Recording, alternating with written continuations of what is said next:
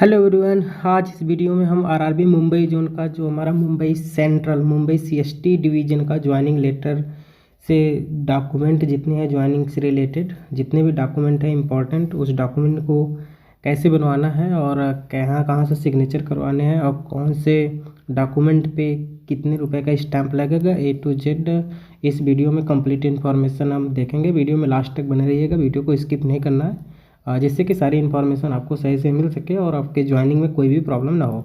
तो इसमें जो फाइल आई थी हमारे मुंबई सीएसटी की तरफ से, मुंबई सीएसटी डिवीज़न की तरफ से जो फाइल आई है, इसमें हमारा पहला जो फाइल है उसमें अटेस्टेशन फॉर्म दिया गया है। तो सबसे ऊपर हमारा ये अटेस्टेशन फॉर्म था, ये देख सकते हैं यहाँ पे अटेस्टेशन फॉर्म। इसमें आपको एक फ़ोटो लगाना है और फ़ोटो पे हमें गैजेटेड ऑफिसर से सिग्नेचर करवाना है। इस तरीके से देख सकते हैं। इसको थोड़ा सा ऊपर करेंगे तो यहाँ पे देखेंगे आपको एक फ़ोटो लगानी है। फ़ोटो वहीं रहेगा जो आपके डॉक्यूमेंट वेरिफिकेशन के समय फ़ोटो लगाए थे, आपको उसी फ़ोटो को लगाना है। यहाँ पे लिखा हुआ है 5 सेंटीमीटर इंटू 7 सेंटीमीटर का हमारा फ़ोटो होना चाहिए। तो आपको बड़ा फ़ोटो बनवाना है और इसको गैजेटेड ऑफिसर से अटेस्टेड भी करवाना है। इस पर साफ साफ लिखा है कि आपको गैजेटेड ऑफिसर से सिग्नेचर करवानी है इस फ़ोटो पर। इसके बाद इसमें नीचे आएँगे तो हमारा पॉइंट दिया हुआ है पॉइंट 1। यहाँ से देख सकते हैं पॉइंट 1 में क्या करना है कि आपको फुल नेम लिखना है। और फुल नेम में सबसे पहले आपको यहाँ पे टाइटल लिखना है, मतलब कि आपको लास्ट नेम पहले लिखना है, सर नेम पहले लिखना है। उसके बाद जो हमारा मिडिल नेम और सेकंड नेम होता है फर्स्ट नेम, उसको बाद में लिखना है। जैसे यहाँ पे आशीष कुमार है तो फर्स्ट नेम और मिडिल नेम यहाँ पे लिखना है और सर नेम आपको यहाँ पे लिखना है। ये हमारा हो गया फुल नेम। इसके बाद नीचे हमारा पॉइंट नंबर 2 में आएंगे तो यहाँ पे लिखा है वर्तमान एड्रेस। अगर आप घर से बाहर कहीं पे भी रहते हैं तो आपको वहाँ का प्रेजेंट एड्रेस भरना है, वर्तमान एड्रेस भरना है, फुल एड्रेस भरना है, जिसमें आपको डिस्ट्रिक्ट, पोस्ट ऑफिस और स्टेट, उसके साथ थाना और पिन कोड के साथ भरा जाएगा। तो इस तरीके से आपको प्रेजेंट एड्रेस भरना है। उसके बाद हमारा 3 का जो का है मतलब पार्ट ए है, 3 का ए में आपको क्या करना है कि होम एड्रेस भरना है। तो कुछ स्टूडेंट का होम एड्रेस और ये होम एड्रेस और प्रेजेंट एड्रेस दोनों सेम होता है, तो आप दोनों में सेम एड्रेस भर दीजिएगा। अगर आपका प्रेजेंट एड्रेस अलग है और होम एड्रेस अलग है तो दोनों में अलग अलग एड्रेस भरिएगा। इसके बाद इसका 3 का जो पार्ट बी है, इसमें आपको NA लिखना है और NA लिख के ऐसे क्रॉस मार देना है या फिर खाली लाइन छोड़ देना है, या फिर इसको खाली छोड़ सकते हैं। NA लिख के इसको खाली छोड़ देना है। पॉइंट नंबर 3 कंप्लीट हो गया। इसके बाद इसमें नीचे आएंगे तो हमारा पॉइंट नंबर 4 दिख रहा है। पॉइंट नंबर 4 में आपको भरना है आधार कार्ड नंबर, देख सकते हैं। तो यहाँ पे आपको सिंपली आधार कार्ड नंबर भर देना है। पॉइंट नंबर 5 में आपको पैन कार्ड भरना है, अगर पैन कार्ड है तो पैन कार्ड भरना है। पॉइंट नंबर 6 में आपसे मांगा गया है नेशनलिटी, तो आपको यहाँ पे इंडियन भर देना है। इसके बाद हमारा 7 का ABC 3 पार्ट दिया गया है। पहले में आपको डेट ऑफ बर्थ भरना है, तो आपको डेट ऑफ बर्थ देना है। फिर जो हमारा इसका B पार्ट है, इसमें प्रेजेंट एज भरना है, वर्तमान आयु आप कैलकुलेट कर लीजिए डेट ऑफ बर्थ के अकॉर्डिंग, तो आपको वर्तमान एज लिखना है। इसके बाद जो इसका C पार्ट है, इसमें आपने हाई स्कूल कब कंप्लीट किया था, किस उस समय एज आपकी क्या थी, उस समय जो भी एज रही होगी 18 साल, 15 साल, 16 साल जो भी है आप देख लीजिएगा। तो इसके अकॉर्डिंग यहाँ पे एज भरना है जब आपने क्लास 10th कंप्लीट किया था। इसके बाद इसमें नीचे आएंगे तो हमारा है पॉइंट नंबर 8। पॉइंट नंबर 8 में लिखा गया है कि आपका जो जन्म स्थान है, यहाँ पे जन्म स्थान, जिला और स्टेट। तो आपको प्लेस ऑफ द बर्थ में आपको विलेज नेम लिखना होता है, जहाँ पे आपका विलेज नेम होगा वो लिख देना है। इसके बाद जैसे यहाँ पे है हमारा प्लेस ऑफ द बर्थ में आपको जो विलेज है वो लिखना है। इसके बाद उसका डिस्ट्रिक्ट लिखना है, फिर उसके बाद स्टेट लिखना है। इस तरीके से हमारा कर देना है। तो 8 का हमारा पार्ट ए मतलब का कंप्लीट हो जाएगा। इसके बाद इसमें बी पार्ट देखेंगे। बी पार्ट में आपको डिस्ट्रिक्ट भरना है और स्टेट भरना है यहाँ पे। तो आपको सिंपली आपको अपना डिस्ट्रिक्ट भर देना है और स्टेट भर देना है। इसके बाद इसका जो सी पार्ट है, इसमें आपके पिताजी जैसे जहाँ पे वर्तमान में रह रहे हैं, तो अगर उनका डिस्ट्रिक्ट और स्टेट वहीं भरना है, तो सेम रहता है जो आपका है, तो वहीं डिस्ट्रिक्ट भर देना है और स्टेट भर देना है सभी में। इस तरीके से हमारा 8 का ABC पार्ट कंप्लीट हो जाता है। फिर इसमें 9 आ जाएंगे। 9 में आपसे पहले पार्ट में पूछा गया है कि आपके रिलीजन क्या है, हिंदू हैं, क्रिश्चियन है, बौद्ध हैं, जो भी है आप इसको भर दीजिएगा। इसके बाद पॉइंट 9 के B में आप यहाँ से पूछा जाता है कि अगर आप SC ST या OBC कैटेगरी के हैं तो आपको यहाँ पे S लिखना है। अगर आप UR या EWS कैटेगरी के हैं तो आपको यहाँ पे नो लिख देना है। इस तरीके से भर देना है। तो 9 पार्ट हमारा कंप्लीट हो जाता है। इसके बाद इसमें हम 10th में आ जाते हैं, इसको ऊपर कर देते हैं।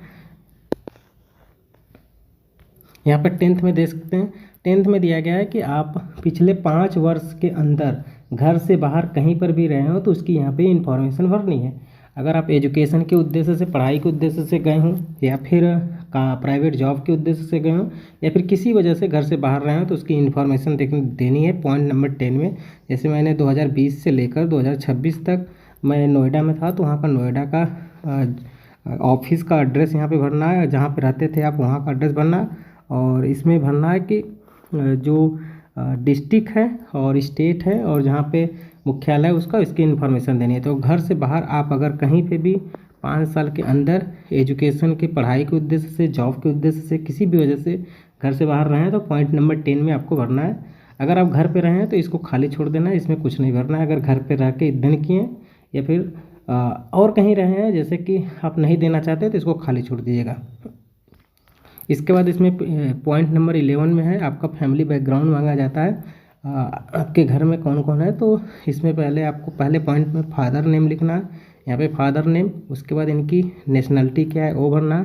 फिर यहाँ पे जन्म स्थान, पिताजी का जन्म स्थान है, और उसके बाद इनकी ये जॉब क्या करते हैं, इनकी मतलब काम क्या करते हैं, बिजनेसमैन है, फार्मर है, पुलिस है, जो भी है, तो आपको यहाँ पे उनका डिटेल भरना है। इसके बाद उनका एड्रेस भरना है जहाँ पे वो जॉब करते हैं, उसके बाद यहाँ पे उनका होम एड्रेस भरना होता है। इस प्रकार से फादर नेम का डिटेल्स हो जाएगा। उसी प्रकार से मदर नेम में है, यहाँ पे मम्मी का नाम रहेगा आपके, यहाँ पे उनका नेशनलिटी, यहाँ पे date of birth, place of the birth, sorry place of the birth रहेगा यहाँ पे। इसके बाद यहाँ पे उनका जो कार्य, वो क्या काम करती हैं वो, फिर उनका करेंट एड्रेस और जो परमानेंट एड्रेस है हाउस का वो। अगर इसके बाद है आपका पति या पत्नी, अगर आपकी शादी हुई है तो इस वाले इन्फॉर्मेशन में भी आप भर सकते हैं। ये वाला हमारा पॉइंट नंबर 11 कंप्लीट होता है। इसके बाद इसमें 12 जो इसका 12th वाला है इसको खाली रखना है, यहाँ पे इस तरीके से लाइन मार देना है, यहाँ पे NA लिख देना है। अगर ऐसा कोई हो, आपकी शादी हुई है और आपके बच्चे घर से बाहर मतलब विदेश में कहीं रहते हैं, तो यहाँ पे उसकी इन्फॉर्मेशन देनी है। तो अगर ऐसा केस नहीं है आपके साथ तो इसको NA लिख के खाली छोड़ देना है। फिर इसमें नीचे आ जाएंगे तो हमारा पॉइंट नंबर 13 पे होता है। पॉइंट नंबर 13 में दिया गया है कि आपकी एजुकेशनल क्वालिफिकेशन के बारे में पूछा जाता है, जिसमें आपको क्लास 10th के बारे में देना होता है। क्लास 12th किया है तो वो ITI किया है, डिप्लोमा किया है, BTech किया है, जितनी भी इन्फॉर्मेशन है इसमें 4 हमारा सेक्शन दिया है। तो आप 4 क्वालिफिकेशन आपको भरना पड़ता है। जैसे कि यहाँ पे कॉलेज का नाम लिखना है, स्कूल का नाम लिखना है, तो GIC जैसे वाराणसी लिखा हुआ है। इसके बाद उस स्कूल में कब एडमिशन लिया गया था और स्कूल को कब छोड़ा गया था, उसके बाद कोर्स का क्या नाम है, तो जैसे हाई स्कूल है तो हाई स्कूल लिख देना है। इसी प्रकार से DFIC वाराणसी यहाँ पे सेकेंड स्कूल का नाम है। इसके बाद कब एडमिशन लिए थे, उसके बाद कब छोड़े थे, और कोर्स का नाम इंटरमीडिएट है। फिर आप ITI डिप्लोमा किए होंगे तो उस कॉलेज का नाम लिखना है, कॉलेज में कब एडमिशन लिए थे, कॉलेज को कब छोड़े थे, और कोर्स का क्या नाम है, ITI है, डिप्लोमा है, BTech है। इस प्रकार से हमारा एजुकेशनल क्वालिफिकेशन पॉइंट नंबर 13 में हमें भर देना है। फिर नीचे आ जाएंगे तो हमारा पॉइंट नंबर ये हमारा इसको छोड़ देना है, क्या कहते हैं, पॉइंट नंबर 14। पॉइंट नंबर 14 में हमें NA लिख देना है, इसको खाली छोड़ देना है। अगर आप किसी भी स्टेट गवर्नमेंट या फिर सेंट्रल गवर्नमेंट में जॉब नहीं किए हैं तब आपको NA लिख के इसको खाली छोड़ देना है। अगर आप ऐसा कोई जॉब कर रहे हैं स्टेट गवर्नमेंट में या फिर सेंट्रल गवर्नमेंट में कर रहे हो या फिर करके छोड़ चुके हो तो उसकी इन्फॉर्मेशन यहाँ पे आपको भरना है इस तरीके से। अगर जॉब नहीं कर रहे हैं, अभी आप स्टूडेंट है, फ्रेशर ज्वाइन कर रहे हैं, तो इसको खाली छोड़ देना है। ये उनके लिए जो पहले से जॉब कर रहे हैं, स्टेट गवर्नमेंट में हो या फिर सेंट्रल गवर्नमेंट में हो। पॉइंट नंबर 14 कंप्लीट हो जाता है। 14B में कुछ नहीं भरना है। फिर आ जाते हैं 15 में। यहाँ देख सकते हैं कि 15 में ये आपकी पर्सनल इन्फॉर्मेशन होती है। इसमें क्या होता है कि आपसे रिलेटेड कोई केस हो, मुकदमा हो, किसी प्रकार का क्राइम किए हो, कभी जेल गए हो, ये सब चीज़ें पूछी जाती है। तो आपको इसमें पढ़ लीजिएगा ABC करके, EFGH करके, इसमें बहुत सारे नंबर दिए हैं, पॉइंट दिए हैं। ये 15 का फर्स्ट पार्ट है, इसमें बहुत सारे पॉइंट दिए हैं। देख सकते हैं कि क्या आपको कभी जांच के तहत रखा गया है डिटेंशन सेंटर में, जैसे पुलिस वाले ले गए हैं, कभी गिरफ्त करके, कभी अरेस्ट हुए, मुकदमा चल रहा है, तो सब कुछ में। अगर नहीं है तो सब में आपको ऐसे नो भरना है, इस प्रकार से नो भरना है सभी में। इस प्रकार से पढ़ लीजिएगा जो भी आपका केस है। अगर किसी में भी यस है तो आप यस भरने, नहीं है तो सब में आपको नो भरना है। इसके 15 का फर्स्ट पार्ट में इस तरीके से दिया होता है। इसके बाद इसमें नीचे आएंगे तो यहाँ पे हमारा 15 का जो H वाला पार्ट है, इसमें भी आपको ऐसे नो भर देना क्योंकि वही वाला है। इसके बाद इसका जो पार्ट बी होता है इसमें लिखा गया है साफ साफ कि आपने ऊपर जो ए बी सी से लेकर एच तक जो पार्ट दिया हुआ पॉइंट, अगर आप उसमें किसी में भी यस किए हैं तो उसकी डिटेल्स यहाँ पे भरना है। जैसे आपने मान लीजिए कि इसी वाले में यस कर दिया है, जो लिखा हुआ है इस वाले सेक्शन में आपने यहाँ पे यस भर दिया है, नो की जगह पे आपने यस कर दिया है, तो आपको यहाँ पे सारी इन्फॉर्मेशन डालना है कि हमें कब गिरफ्त किया गया था, क्यों किया गया था, सब कुछ इसमें लिखना है यस। ठीक है, इसके बाद ये पॉइंट कंप्लीट हो जाता है। इसके बाद नीचे आ जाना है पॉइंट नंबर 16 में। पॉइंट नंबर 16 में दो आपके जानने वाले होने चाहिए, ये आपके घर के मेंबर भी हो सकते हैं, आपके घर के आसपास के भी, पड़ोस के भी हो सकते हैं, गांव के भी हो सकते हैं, और जो भरोसेमंद हो, आपकी इन्फॉर्मेशन सही से बताए, तो उनको दो लोगों का नाम लिखना है, उनका एड्रेस लिखना है और कंप्लीट पिन कोड के साथ भर देना है। इस प्रकार से आ जाएंगे। फिर इसमें नीचे आएंगे तो हमारा सिग्नेचर करना है, सिग्नेचर कर देना है आपको, अपना डेट लिख देना और प्लेस लिख देना। इसके बाद ये वाला फॉर्म अटेस्टेशन फॉर्म कंप्लीट हो जाता है, जो कि हमारा आरआरबी मुंबई जोन का मुंबई सीएसटी डिवीज़न के लिए है। फिर इसमें नीचे आ जाते हैं तो हमारा सेंट्रल रेलवे का ये एग्रीमेंट बॉन्ड है, एक प्रकार से डीड ऑफ इंडिमिनिटी बॉन्ड या फिर एग्रीमेंट बॉन्ड कह सकते हैं। ये दिया गया, ये जो फॉर्म है बहुत ही पुराना है इसलिए बड़ा अजीब सा दिख रहा, तो ये लगभग 2010 से पहले का फॉर्मेट है, वही फॉर्मेट ये लोग हम लोगों को दे दिए हैं, जबकि अभी वर्तमान में अच्छे PDF फॉर्मेट में मिलना चाहिए था। तो जो मिला है मैं उसी पे बता देता हूँ। इसमें क्या है कि सेंट्रल रेलवे का है, इसमें हमें स्टाम्प पे बनवाना है, वो भी स्पेशल एडेसिव स्टाम्प लगता है, 100 रुपये का बोला गया है यहाँ पे, तो 100 रुपये के स्पेशल एडेसिव स्टाम्प पे ये हमारा एग्रीमेंट बॉन्ड बनवाना है। अब एग्रीमेंट बॉन्ड दिया है इन लोगों ने, पुराना फॉर्मेट है, तो इसको कैसे भरना है मैं बता देता हूँ। यहाँ पे पहले आपको देख सकते हैं कि यहाँ पे लिखा हुआ है form of the agreement for मतलब किस पोस्ट के लिए, तो ग्रुप सी का पोस्ट है और LP ट्रेनी पोस्ट है, तो यहाँ पे आपको ग्रुप सी लिखना है और LP ट्रेनी पोस्ट लिखना है इस तरीके से। इसके बाद लिखना है article of the agreement made on, किस दिन बनाया गया, डेट लिखना है। तो जैसे 15 अप्रैल को बनवा रहे हैं तो 15 अप्रैल, उसके बाद डे ऑफ ईयर यहाँ पे देख सकते हैं कि 2000 लिखा है, 200 उसके आगे 26 लिखना था, तो ये 2010 का पहले का है इसलिए 200 लिखा होना चाहिए था। तो यहाँ पे काट के आपको 2026 भरना है, ईयर भरना है। इसके बाद यहाँ पे आपको अपना नाम लिखना है, फिर यहाँ पे आपको फादर नेम लिखना है, फिर यहाँ पे आपका कंप्लीट एड्रेस होगा, जो अभी आपका प्रेजेंट एड्रेस है उसको भरना है।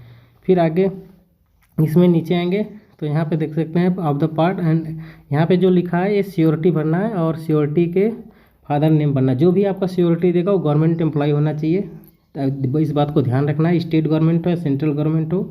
तो यहाँ पे जो श्योरिटी देगा और श्योरिटी के पिताजी का नाम यहाँ पे भरना है। तो जैसे यहाँ पे महेश पटेल लिखे हैं तो ये गवर्नमेंट एम्प्लॉय हैं और इनके पिताजी का नाम दिनेश पटेल है।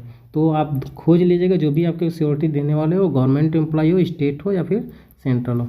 ठीक है, इसके बाद इसमें नीचे आएंगे तो हमारा क्या है, इसको नीचे आएंगे तो यहाँ पे देख सकते हैं ये वाला पोर्शन आपको खाली रखना है। कुछ स्टूडेंट को इलेक्ट्रिक TRO मिलता है, मैकेनिकल TRO मिल सकता है, इसको खाली रखना है। जब भी आपको वहाँ पे ज्वाइनिंग होगा तो वहाँ पे बताया जाएगा क्या भरना है। इसके बाद इस वाले पोर्शन में LP लिख देना, यहाँ पे LP लिख देना और इसको खाली रखना है। वहाँ पे जब बताएंगे किस दिन कब से ट्रेनिंग स्टार्ट होगी तो इसको छोड़ दीजिएगा, यहाँ पे LP लिखना है और इस वाले को खाली रखना है, इसको भी खाली रखना है। फिर इसमें नीचे आ जाएंगे तो पॉइंट नंबर 2 में भी एक लिखा हुआ पैसे के बारे में है, पर एनम, इसको भी अभी खाली छोड़ देना है। जो चीज़ें मैं बता रहा हूँ सिर्फ वही बनना है। उसके बाद इसमें नीचे आ जाएंगे तो पॉइंट नंबर 16 को भी अभी खाली। इसके बाद इसमें नीचे आ जाता है तो यहाँ पे पॉइंट नंबर 16 है, पॉइंट नंबर 16 देख सकते हैं, पॉइंट नंबर 16 को भी अभी खाली रखना है, इसको वहाँ पे बताया जाएगा। फिर इसमें नीचे आएंगे तो हमारा क्या मिलेगा, 17 पॉइंट है, 17 पॉइंट, 18 पॉइंट वाला जो चीज़ें हैं इसको खाली रखिएगा, वहाँ पे बताया जाएगा कि इस पर क्या भरना है। एग्जैक्ट हमें नहीं पता चल पा रहा है इसलिए हम नहीं बता रहे हैं, नहीं तो गड़बड़ हो जाएगा आपका। तो इसको आप खाली छोड़ दीजिएगा, वहाँ पे बताया जाएगा क्या भरना है। फिर इसमें नीचे आ जाते हैं हम तो यहाँ पे यहाँ पे लिखा है सिग्नेचर ऑफ द ट्रेनी या फिर स्टूडेंट। तो यहाँ पे आपको खुद का अपना सिग्नेचर करना है, आपको खुद का सिग्नेचर करना है। इसके बाद नीचे लिखा है सिग्नेचर ऑफ द 2 विटनेस। यहाँ पे 2 विटनेस चाहिए आपको जानने वाले, जो को भी आपको 2 विटनेस चाहिए। लिखा है वर्किंग गवर्नमेंट सेमी और employ other than the relative. आपके रिलेटिव के अलावा कोई भी गवर्नमेंट एम्प्लॉय होगा 2 विटनेस चाहिए। ध्यान इसमें लिखा हुआ है साफ साफ कि गवर्नमेंट एम्प्लॉय होने चाहिए, या फिर स्टेट के हो या फिर सेंट्रल के हो, और आपके रिलेशनशिप के नहीं होने चाहिए। वैसे दो विटनेस को यहाँ पे डिटेल्स देना है। जैसे पहला विटनेस का यहाँ पे सिग्नेचर लेना है, फिर इनका वहाँ पे नाम लिखना है, और वो किस पोस्ट पर है वो पोस्ट लिखना है। जैसे जेई लिखा है जूनियर इंजीनियर, वो पोस्ट है। उसके बाद उनका एड्रेस कहाँ है, कहाँ काम, ऑफिस का कहाँ काम करते हैं, तो प्रयागराज में है, अभी इंडियन रेलवे में है। उसके बाद उनका होम एड्रेस क्या है, इस प्रकार से यहाँ पे भरना है। ये पहले विटनेस होंगे। इसके बाद दूसरे विटनेस का यहाँ पे सिग्नेचर होगा, फिर दूसरे विटनेस का यहाँ पे नाम होगा, फिर उनके क्या पोस्ट है वो पोस्ट का नाम लिखना है, फिर उनके ऑफिस कहाँ है वो ऑफिस लिखना है, फिर यहाँ पे उनका परमानेंट एड्रेस जो होम एड्रेस है वो होम एड्रेस भरना है। इस प्रकार से हमें दोनों विटनेस के सिग्नेचर लेने हैं, उनकी इन्फॉर्मेशन देनी है। ये दोनों विटनेस जो होंगे गवर्नमेंट एम्प्लॉई के होंगे, स्टेट के हो सकते हैं, सेंट्रल के हो सकते हैं। इसके बाद ये आपको जानने वाले होने चाहिए और आपके रिलेटिव नहीं होने चाहिए। तो ये हमारा विटनेस वाला सेक्शन हो गया। फिर इसमें नीचे आएंगे, यहाँ से यहाँ तक जो पार्ट था ये स्टूडेंट से रिलेटेड है। फिर इसके बाद इसमें नीचे आ जाएंगे, यहाँ देख सकते हैं ए वाला जो पार्ट है, ए वाला पार्ट श्योरिटी का पार्ट है। श्योरिटी जो आपको श्योरिटी देंगे, जो हमने ऊपर बताए थे कि गवर्नमेंट एम्प्लॉय होने चाहिए, तो श्योरिटी भी गवर्नमेंट एम्प्लॉय होने चाहिए। जैसे यहाँ पे श्योरिटी के सिग्नेचर लेने हैं, देख सकते हैं यहाँ पे श्योरिटी को सिग्नेचर करवा देना है। फिर उनका यहाँ पे कंप्लीट नाम रहेगा, वो कंप्लीट नाम है। उसके बाद उनका ऑक्यूपेशन, वो क्या करते हैं वो। उसके बाद हमारा जैसे कि किस पोस्ट पे है, तो यहाँ पे मैंने लिख रहा है असिस्टेंट टीचर हैं, और कहाँ पे काम करते हैं, तो जीआईसी लंका वाराणसी में पढ़ाते हैं। उसके बाद उनका रेसिडेंशियल एड्रेस, उनका होम एड्रेस क्या है उसकी इन्फॉर्मेशन यहाँ पे देनी है। यहाँ पे नाम है फर्स्ट में, फिर वो कहाँ काम करते हैं, किस पोस्ट पे हैं, इसके बाद उनका होम एड्रेस क्या है। ठीक है, इसके बाद यहाँ पे लिखा हुआ विटनेस। तो विटनेस यहाँ पे दो विटनेस चाहिए, और वो दो विटनेस ये श्योरिटी को जानने वाले होंगे, और ये भी हमारे गवर्नमेंट में एम्प्लॉय होने चाहिए, चाहे स्टेट गवर्नमेंट के हो चाहे सेंट्रल गवर्नमेंट के हो। दोनों हमारे क्या होने चाहिए, गवर्नमेंट एम्प्लॉय होने चाहिए, और दोनों श्योरिटी को जानने वाले होने चाहिए, ध्यान देना। और दोनों श्योरिटी के रिलेटिव नहीं होने चाहिए। तो इस बात इसमें क्या है कि आपको पहले श्योरिटी का सिग्नेचर लेना है। जैसे यहाँ पे पंकज सिंह लिखा हुआ है, तो पहले श्योरिटी को जानने वाले पहले विटनेस का सिग्नेचर है। तो यहाँ पे सिग्नेचर रहेगा विटनेस का, यहाँ पे नाम रहेगा, यहाँ पे वो क्या काम करते हैं, तो असिस्टेंट टीचर हैं, उन्हीं के कॉलेज में ही असिस्टेंट टीचर हैं। उसके बाद जैसे जीआईसी लंका वो असिस्टेंट टीचर हैं उन्हीं कॉलेज में, और उनका होम एड्रेस जो है वो लिखा हुआ है, यहाँ होम एड्रेस देखिए अलग है। उसके बाद दूसरा विटनेस, उनका सिग्नेचर रहेगा, फिर उनका नाम रहेगा, क्या नाम है उनका। उसके बाद किस पोस्ट पे हैं, तो ये भी असिस्टेंट टीचर है, उसी कॉलेज में है, तो जानते होंगे। इसके बाद उनका कॉलेज का नाम, कहाँ पे ऑफिस है उसका, फिर यहाँ पे होम एड्रेस, इनका होम एड्रेस, दो सेकेंड विटनेस है, इनका होम एड्रेस रहेगा। इस प्रकार से हमें विटनेस वाला सेक्शन को कंप्लीट कर लेना है, श्योरिटी वाले सेक्शन को कंप्लीट कर लेना है। फिर इसके बाद इसके नीचे जो है हमारा, इसमें कुछ और नहीं करना है, इसके बाद खाली छोड़ देना है। अब मैं इसको फिर से बता देता हूँ एक बार, यहाँ पे भरना कैसे। जैसे यहाँ पे मैं बता देता हूँ, ये स्टूडेंट वाला सेक्शन था। स्टूडेंट वाले सेक्शन में क्या करना है, आपको स्टूडेंट का सिग्नेचर रहेगा, और स्टूडेंट का सिग्नेचर के बाद दो विटनेस चाहिए जो स्टूडेंट को जानते हैं, पहला विटनेस दूसरा विटनेस, और दोनों गवर्नमेंट एम्प्लॉय होने चाहिए, स्टेट गवर्नमेंट के हो या सेंट्रल गवर्नमेंट के हो, और दोनों स्टूडेंट से रिलेटिव नहीं होने चाहिए, कि यहाँ पे साफ साफ लिखा हुआ है जो भी चीज़ें मैंने बता रहा हूँ। फिर इसके बाद इसमें नीचे है श्योरिटी, यहाँ पे देख सकते हैं जो आपको श्योरिटी दे रहा है। इसके बाद श्योरिटी का सिग्नेचर रहेगा, उनकी इन्फॉर्मेशन रहेगी। उसके बाद श्योरिटी को जानने वाले दो विटनेस होंगे। विटनेस यहाँ पे मैंने बताया कि दो विटनेस होंगे, दोनों गवर्नमेंट एम्प्लॉय होंगे और दोनों उनके रिलेटिव नहीं होंगे। तो यहाँ से हमारा श्योरिटी भी हो गया, विटनेस भी हो गया। इस प्रकार से हमें बनवाना है, ठीक है। और ये 100 रुपये के स्पेशल एडहेसिव स्टाम्प पे बनवाना है, इस बात को ध्यान रखना। आप इसको सेम टू सेम टाइप करो, प्रिंट करा कर इसी पे बनवा सकते हैं, या फिर इसको टाइप करवा के भी बना सकते हैं। मैं इसमें नीचे एक PDF लगाया हूँ जो भुसावल डिवीज़न का है, एग्रीमेंट बॉन्ड कैसे बनाए थे उसमें मैं दिखा देता हूँ कि इस प्रकार से बनता है। जैसे ये देख सकते हैं कि हमारा एग्रीमेंट बॉन्ड है, भुसावल डिवीज़न में अभी ट्रेनिंग कर रहे हैं उन्हीं के, ये हमारा डॉक्यूमेंट है, इस प्रकार से बनता है। देख सकते हैं ऊपर हमारा एफिडेविट फॉर्मेट में टाइप करवा के यहाँ पे एग्रीमेंट बॉन्ड है ऐसे भरा गया था। नीचे आ जाएंगे तो ऐसे भर के इस पर वही चीज़ें, सब पॉइंट लगभग वही सेम टू सेम है, लेकिन ये भुसावल डिवीज़न का। इस प्रकार से यहाँ पे विटनेस हैं, विटनेस देख के यहाँ पे नाम लिखना है, यहाँ पे दो विटनेस भरा गया है। इस प्रकार से आपको भी कंप्लीट करवाना है, जैसे मैं ऊपर वाला फॉर्म दिया गया उसी प्रकार से इसको बनवाना है। बना हुआ है भुसावल डिवीज़न के लिए डॉक्यूमेंट है। इसके बाद जो ये मुंबई CST डिवीज़न में जो नेक्स्ट वाला पेज है, इसमें इस प्रकार से नेक्स्ट पेज पे एक हमारा फॉर्म दिया गया जिसमें आपको पर्सनल इन्फॉर्मेशन भरनी है। देख सकते हैं इसमें क्या करना है। जैसे इसमें पहले पॉइंट में इसमें हमारा है, पहले पॉइंट में यहाँ पे नाम लिखना है कैपिटल लेटर में, तो आपको अपना नाम लिख देना है। फिर दूसरे पॉइंट में हम आपको फादर नेम लिखना है और उसके बाद उनका ऑक्यूपेशन क्या, वो काम क्या करते हैं वो लिख देना।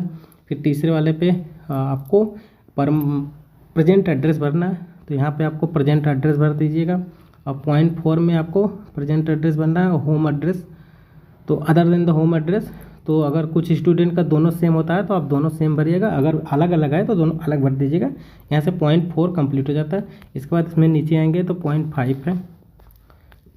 पॉइंट 5 में है कि फादर्स परमानेंट एड्रेस, तो उनका अगर सेम एड्रेस है तो आप वहीं सेम एड्रेस फादर नेम में भी भर दीजिएगा, फुल नेम और फुल एड्रेस के साथ। इसके बाद पॉइंट नंबर 6 में है आपका रिलीजन पूछा गया है और कैटेगरी पूछा गया है, कास्ट पूछा गया है। तो आप रिलीजन लिखिए हिंदू और कैटेगरी जो भी है OBC SC ST, उसके बाद कास्ट क्या है वो लिखना है। पॉइंट नंबर 7 में अगर आप SC ST मेंबर हैं तो यस लिखें, नहीं तो आप यहाँ पे नो लिख दीजिएगा। पॉइंट नंबर 8 में आपका डेट ऑफ बर्थ भरना है, इसमें फिगर में भी भरना है, वर्ड में। फिगर में मतलब कि इस प्रकार से 15/8/98 भरना है। और वर्ड की बात करें तो इस प्रकार से वर्ड में लिखना है 15 अगस्त 1998। इस प्रकार से हमें वर्ड में लिखना है, ऊपर वाले में फिगर में लिखना है डेट ऑफ बर्थ। इसके बाद 2 आइडेंटिफिकेशन मार्क बनना है, वही आइडेंटिफिकेशन मार्क बनना है जो डॉक्यूमेंट वेरिफिकेशन के समय भरा गया था। उसके बाद लास्ट एजुकेशन क्वालिफिकेशन जो आपकी हो, जैसे ITI किया है आपने हायर एजुकेशन तो ITI, डिप्लोमा किया है डिप्लोमा, BTech किया है तो BTech। इस प्रकार से हमारा पॉइंट 10 जो है एक कंप्लीट हो जाता है। फिर इसमें नीचे आएंगे तो हमारा है पॉइंट नंबर 11, 12, 13। अब इसको पढ़ना पढ़ लीजिएगा, यहाँ पे सिग्नेचर कर दीजिएगा, यहाँ पे डेट लिख दीजिएगा, जिस दिन की ज्वाइनिंग डेट है वो डेट लिख दीजिएगा। फिर नीचे आएंगे इसमें तो हमारा है, ये हमारा character certificate from the head of the educational institute. इस प्रकार से हमें बनवाना है। तो आपने जहाँ से लास्ट एजुकेशन कंप्लीट किया था, जैसे फॉर्म में ITI भर रखा है तो आपको ITI वाले कॉलेज से सिग्नेचर करवाना है। फॉर्म में आपने BTech भर रखा है तो BTech वाले कॉलेज से एजुकेशन जहाँ से आपने लास्ट कंप्लीट किया वहाँ से सिग्नेचर करवाना है। इसमें नीचे आएंगे तो बनवाना कैसे मैं बता देता हूँ। यहाँ पे है इस प्रकार से, यहाँ पे आपको अपना फुल नेम लिखना है, फुल नेम लिखेंगे, फिर यहाँ पे फादर नेम लिखेंगे और यहाँ पे टाइम लिखेंगे। ड्यूरेशन कितना है, 3 साल का कोर्स था, जैसे डिप्लोमा 3 साल का है तो 3 साल 2 मंथ लिख दीजिएगा। ITI है तो 2 साल लिख दीजिएगा। BTech है तो 4 साल 1 मंथ 2 मंथ 0 मंथ ऐसे लिख सकते हैं। इसके बाद यहाँ पे आपको अपना नाम लिखना है। उसके बाद चले जाना है कॉलेज में जहाँ से आपने लास्ट एजुकेशन कंप्लीट किया था। वहाँ का एड्रेस रहेगा, जैसे जौनपुर मेरा कॉलेज था तो मैंने जौनपुर का एड्रेस है यहाँ पे। और यहाँ पे डेट रहेगा, किस डेट को सिग्नेचर कराया जा रहा है। और यहाँ पे प्रिंसिपल का सिग्नेचर रहेगा और प्रिंसिपल का, HOD का, डीन का, जो भी हो आपके यहाँ उनकी डिजिग्नेशन, उनकी पोस्ट क्या है जो सिग्नेचर कर रहा है, जो मोहर लगा रहा है। इस प्रकार से तो यहाँ पे सिग्नेचर कर लीजिएगा, यहाँ पे मोहर लगेगा वो किस पोस्ट पे। इस प्रकार से हमारा एक करेक्टर सर्टिफिकेट कंप्लीट हो जाता है, जो कि मुंबई सेंट्रल CST डिवीज़न का हमारा करेक्टर सर्टिफिकेट है। इस पर और कुछ नहीं करवाना है। इस प्रकार से करेक्टर सर्टिफिकेट कंप्लीट हो जाता है। इस पर किसी फर्स्ट क्लास ऑफिसर से सिग्नेचर नहीं करवाना है, केवल जहाँ से लास्ट एजुकेशन कंप्लीट किए थे वहीं से आपको अटेस्टेड करवाना है। इस प्रकार से भर के देख सकते हैं, जैसे जैसे बताया हूँ वैसे भरना है और सिंपली कॉलेज में लेके चले जाना है, मोहर लगवा के लेके चले आना है। फिर इसमें नीचे आएंगे तो हमारा एक करेक्टर सर्टिफिकेट दूसरा एनेक्सर B करके है।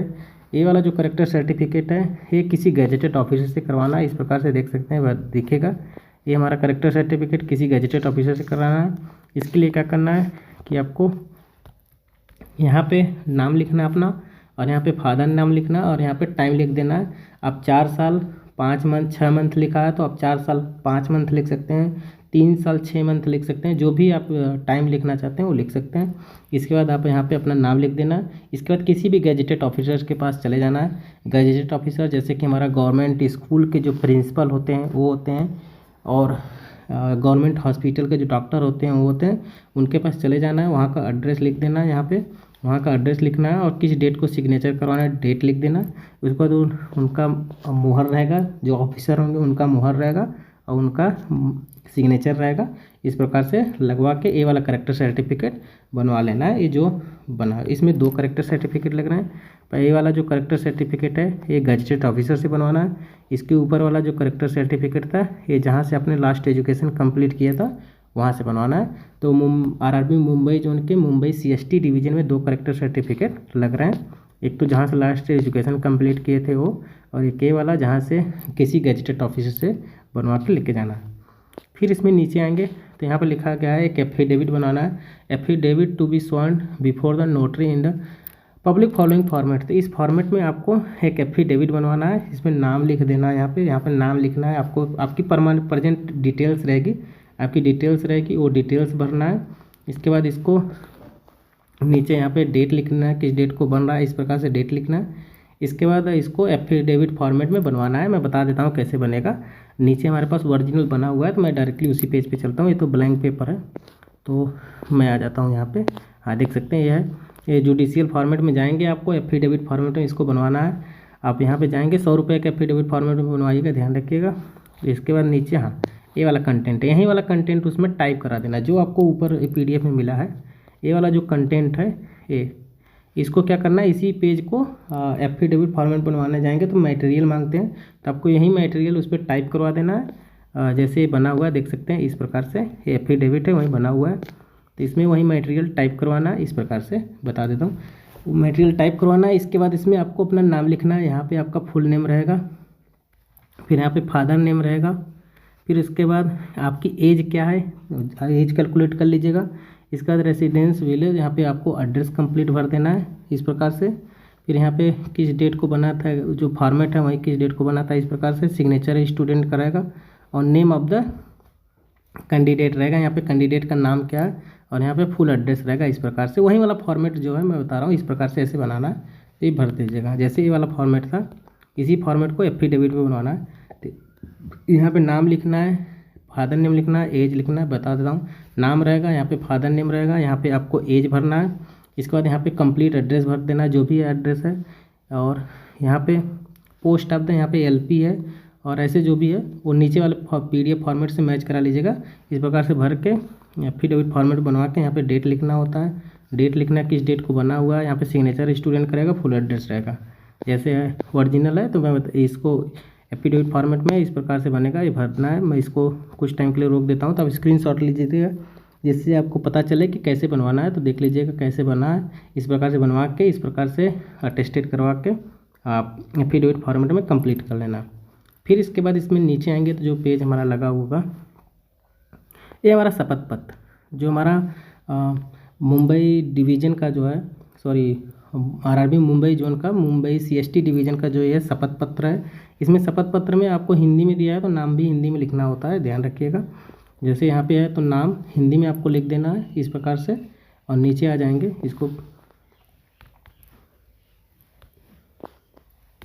यहाँ पे आपको नाम लिखना है हिंदी में, और यहाँ पे सिग्नेचर कर देना है और डेट लिख देना है। जिस प्रकार से डेट है वो डेट लिख दीजिएगा। शपथ पत्र में इस प्रकार से बनता है। इसको कुछ करना नहीं, बस भर के सिग्नेचर करना है। मैं दिखा देता हूँ, भुसावल डिवीज़न में भी इसी प्रकार से लगा था। इसमें जैसे कंडीशन है कि मैं घोषित करता हूँ कि मैं ये जो इसमें जो पॉइंट है जैसे लिखा, मैं घोषित करता हूँ कि अविवाहित हूँ। अगर आपकी शादी हो गई तो सब विवाहित वाले पे टिक करना है। इस प्रकार से इसमें टिक करके सिग्नेचर करके दे देना है। मैं दिखा देता हूँ ओरिजिनल कैसे बना हुआ है। इस प्रकार से है, ये भुसावल डिवीज़न का है। सेम वही चीज़ है। यहाँ पे देखिए उनका नाम लिखा गया था, और यहाँ पे लिखा गया था कि मैं अविवाहित हूँ। यहाँ पे भरने के लिए सेक्शन दिया था। अगर भरने के लिए नहीं होता तो आपको इसी पे क्लिक ऐसे टिक करके आगे चलना था। इस प्रकार से बना हुआ था, भुसावल डिवीज़न का है। अभी वो ट्रेनिंग कर रहे हैं तो इस प्रकार से सिग्नेचर करके बनवाए थे। यहाँ पे सिग्नेचर करके शपथ पत्र दे दिए थे। इसी प्रकार से इसको भरना है, इसमें कुछ करना नहीं है अलग से, बहुत बड़ी चीज़ें नहीं है। शपथ पत्र दिया गया है तो प्रिंट करा के आपको लेके चलना है। ये जो ए वाला जो शपथ पत्र है ये हमारा मुंबई छत्रपति शिवाजी टर्मिनल डिवीज़न का है, तो आपको इसी वाले प्रिंट करा के लेके जाना है। हालांकि इसका पेज बहुत ही ख़राब है, बहुत ही पुराना फॉर्मेट दिए हैं इसलिए ख़राब है, तो आप उसी को बनवा के लेके जाना है ऐसे करके प्रिंट करा के। फिर इसमें दिया हुआ है मैं details to be furnished by the railway servant. इसमें कुछ डिटेल्स मांगा गया है रेलवे सर्वेंट का, तो इसमें सारी इन्फॉर्मेशन आपके पास अभी प्रेजेंट नहीं है। तो जो भी इन्फॉर्मेशन आपको इसमें मिल रहा है आपके पास अवेलेबल है, आप उसमें भर दीजिएगा, नहीं तो खाली छोड़ दीजिएगा। जैसे यहाँ पे लिखा गया है name of the railway servant, तो आपको कैपिटल लेटर में नाम लिख देना है। और डिजिग्नेशन पोस्ट तो असिस्टेंट लोको पायलट ट्रेनिंग, या फिर इसको खाली छोड़ दीजिएगा, केवल आप यहाँ पे नाम लिख दीजिएगा और यहाँ पे डेट ऑफ बर्थ लिख दीजिएगा, जो भी है आपका डेट ऑफ बर्थ लिख दीजिएगा। इसके बाद इसमें नीचे आएंगे तो यहाँ पे रेजिडेंशियल एड्रेस है, यहाँ पे परमानेंट एड्रेस जो भी है आप उसको अच्छे से फुल डिटेल में भर दीजिएगा। फिर यहाँ पे नीचे आएंगे पॉइंट नंबर 10, ये इंपॉर्टेंट है, इसमें नॉमिनी भरना है आपको, जो भी है पेंशन के लिए जितने भी नॉमिनी हैं आपके पास आप भर दीजिएगा। मैं बता देता हूँ कैसे भरना है। जैसे यहाँ पे लिखा गया है नॉमिनी, तो नॉमिनी आपसे पूछा जा रहा है, ये इंपॉर्टेंट है तो आप इसको ध्यान से भरिएगा। अगर आप अपने नॉमिनी अपने मम्मी को बनाना चाहते हैं, पापा को बनाना चाहते हैं, या फिर आपकी शादी हुई है तो वाइफ को बनाना चाहते हैं, किसी एक को बनाना चाहते हैं तो एक को बना सकते हैं, तीनों को बनाना चाहते हैं तो 3 लोगों को बना सकते हैं, 2 लोगों को बनाना चाहते हैं 2 लोगों को बना सकते हैं। इसमें कुछ करना नहीं, जैसे यहाँ पर लिखा है पहला नॉमिनी मैंने बनाया अपने पिताजी को, जैसे फादर नेम यहाँ पर लिखना है, इसके बाद उनका डेट ऑफ बर्थ लिखना, इसके बाद इनको कितना देना है, नॉमिनी में कितना परसेंटेज देना है, तो मैंने 50% कर रखा है। आप चाहे तो इनको 40% कर सकते हैं, आप चाहे तो इनको 60% कर सकते हैं। इसके बाद रिलेशनशिप आपके के साथ क्या है, तो मैंने फादर लिखा है। फिर दूसरे पॉइंट नॉमिनी मैंने बनाया माता जी को, तो जो मम्मी को नॉमिनी बनाया इसमें उनका नाम लिखना है, उनका डेट ऑफ बर्थ लिखना है, और इनके लिए भी मैंने जो पे स्केल दिया है 50% दिया है, और यहाँ पर रिलेशनशिप मदर रखा है। अगर आप मान लीजिए तीसरा आपने वाइफ को बनाना था तो वाइफ का नाम लिखना है, उनका डेट ऑफ बर्थ लिखना, और यहाँ पे जो परसेंटेज लिखेंगे, तो जैसे मान लीजिए कि फादर को मैंने 40 बनाया तो मम्मी को मैंने 30 बनाया, तो 4 3 70, तो 70% कंप्लीट हो गया। तो यहाँ पे भी हमें 30% करना पड़ेगा, दोनों मिला के तीनों मिला के 100% होना चाहिए। तो इस प्रकार से हमें डिवाइड करना होता है परसेंटेज में कि किसको कितना बनवा रहा है। किसी एक को बना सकते हैं या फिर तीनों को बना सकते हैं या फिर 2 को बना सकते हैं, आपके ऊपर डिपेंड करता है। ये नॉमिनी था, इस प्रकार से इसको भरना है। फिर इसके बाद नीचे आ जाएंगे, इसमें यहाँ पे सिग्नेचर करना है, आप अपना सिग्नेचर कर दीजिएगा अच्छे से जो भी है। इसके बाद हाँ, ये वाला जो अंडरटेकिंग वाला फॉर्म है इसको खाली रखिएगा, इसमें बहुत सारी इन्फॉर्मेशन है जो मुझे नहीं पता, जैसे NPS अकाउंट, ये सब चीज़ें नहीं पता है तो आप इसको खाली रख दीजिएगा। जो चीज़ें पता है आप वहीं भरिएगा। ये सब वाले ये सब जो फॉर्म है बहुत इंपॉर्टेंट नहीं है, तो जो खाली है जो पता होगा उसको भर दीजिएगा, जो नहीं पता इसको खाली छोड़ दीजिएगा। ये वाली चीज़ें भी अभी खाली छोड़िएगा, इसमें बहुत सारी चीज़ें नहीं पता। इसमें लिखा गया है ऑक्यूपाइंग रेलवे क्वार्टर, आपने क्वार्टर लिया है तभी तो क्वार्टर वार्टर कुछ मिला नहीं है, तो इसलिए आप इसको खाली छोड़ दीजिएगा। हाँ, ये है हमारा फॉर्म, ये हमारा बैंकिंग फॉर्म है। एक तरीके से आपका जो पेमेंट है आपके बैंक में आएगा, तो आपकी बैंकिंग इन्फॉर्मेशन मांगा गया है, तो इसके लिए यहाँ पे एप्लीकेशन दिया है लोगों ने, बहुत ही पुराना फॉर्मेट है। तो यहाँ पे आपको नाम लिखना है, यहाँ पे कंप्लीट एड्रेस लिख देना है इस प्रकार से। और इसमें जब नीचे आएंगे तो यहाँ देख सकते हैं लेटर है, यहाँ पे लिखा हुआ है कि मेरा स्टेट बैंक का, जैसे लिखा I have authorise to credit my monthly salary in the my account. तो जो भी बैंक का नाम है, State Bank of India, Union Bank of India, Bank of Baroda, जो भी है यहाँ पे बैंक का नाम लिखना है, और यहाँ पे अकाउंट नंबर लिखना है, और यहाँ पे बैंक का नाम लिखना है, यहाँ पे अकाउंट नंबर लिखना है, यहाँ पे MSIR कोड जो होता है उसको लिख देना है। इसके बाद IFSC कोड, यहाँ पे IFSC कोड भरना है, और यहाँ पे ब्रांच का एड्रेस जो है वो भर देना है कि कौन सी ब्रांच है। इस प्रकार से भर के यहाँ पे सिग्नेचर करना है आपको, और ये जमा कर देना है। ये एक प्रकार से एप्लीकेशन है कि हमारी सैलरी हमारे इस खाते में डाला जाए। ये बहुत ही पुराना फॉर्मेट है, अब तो डायरेक्ट जो हमारा बैंक का पासबुक लग जाता है और जो क्या कहते हैं चेकबुक लग जाता है उससे आ जाता है।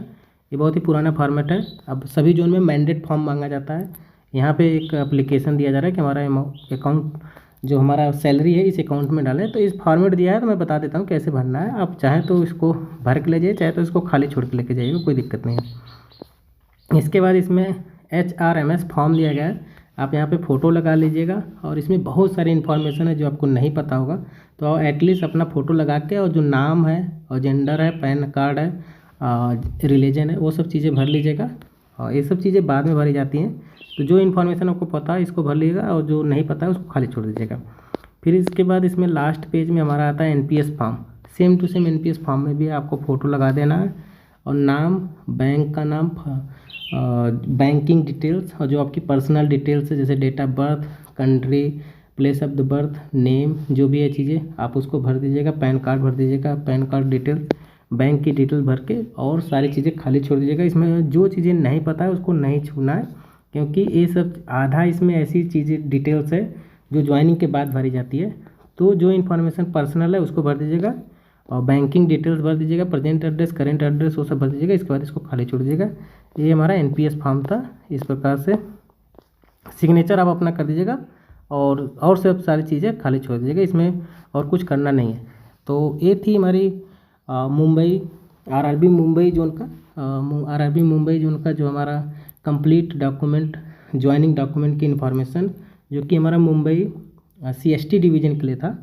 और इसमें मैंने सब कुछ बताया कि एग्रीमेंट बॉन्ड कैसे बनवाना है, कैरेक्टर सर्टिफिकेट कैसे बनवाना है, और डीड ऑफ इंडेमनिटी बॉन्ड जो भी है उसको कैसे बनवाना है। इसके अलावा भी कोई कन्फ्यूजन होता है तो हमारे टेलीग्राम चैनल पे भी आ सकते हैं, वहाँ से डिस्कशन कर सकते हैं।